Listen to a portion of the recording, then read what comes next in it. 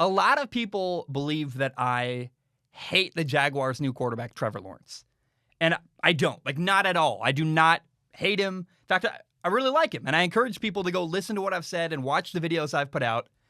And if you really listen to what I say, I think you can glean that I don't hate the guy. But I also wasn't 100% positive, and that's kind of the sin is, God forbid, I say one thing questioning maybe Trevor Lawrence isn't going to be a future Hall of Famer. Like, we're not 100% sure.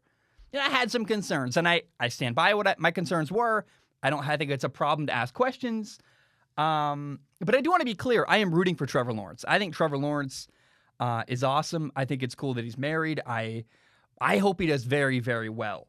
And I hope that Trevor Lawrence is the best quarterback the Jaguars have ever had. I'd be so happy if he developed into that.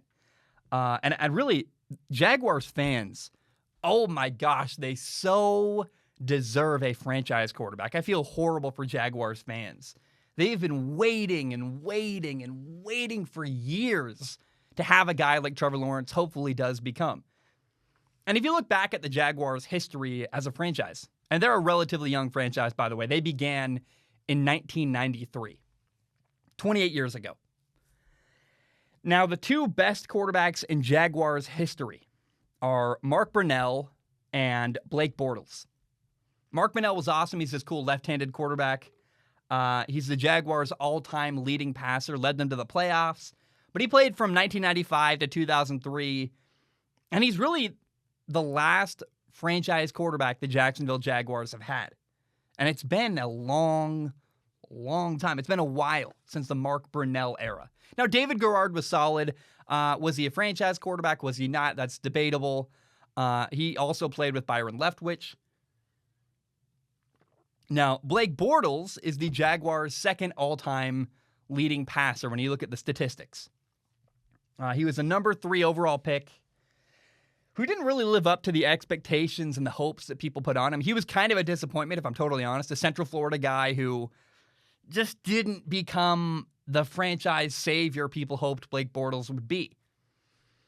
And for context, with quarterbacks for the Jaguars, and part of it's because they're a young franchise, part of it's because you go Mark Brunell, David Garrard for 8 years, a bunch of years of Blake Bortles. Like, there's not a lot of opportunities for quarterbacks. But for context about how not impressive Jaguars quarterbacks have been, Gardner Minshew has only been in the NFL for 2 years and hasn't been a full-time starter for 2 years.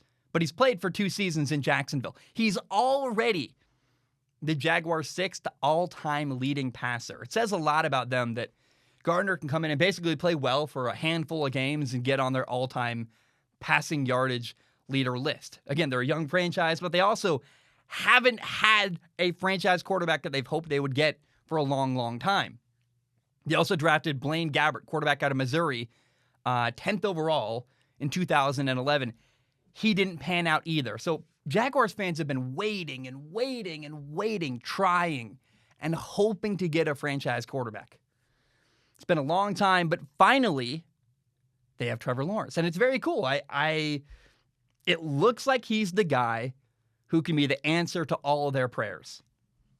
And I am hoping that Trevor Lawrence becomes the best Jacksonville Jaguars quarterback ever to play, best in their history.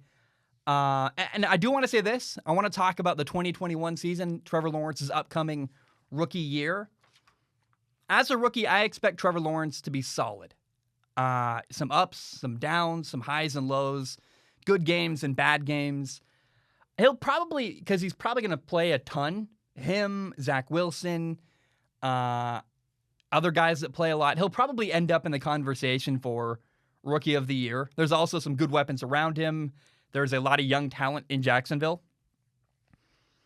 But I just hope that people are patient with Trevor Lawrence. Give him time. Do not expect a Super Bowl next year. I know that's like obvious, and of course, but my point is, don't panic if Trevor Lawrence isn't just perfect right away.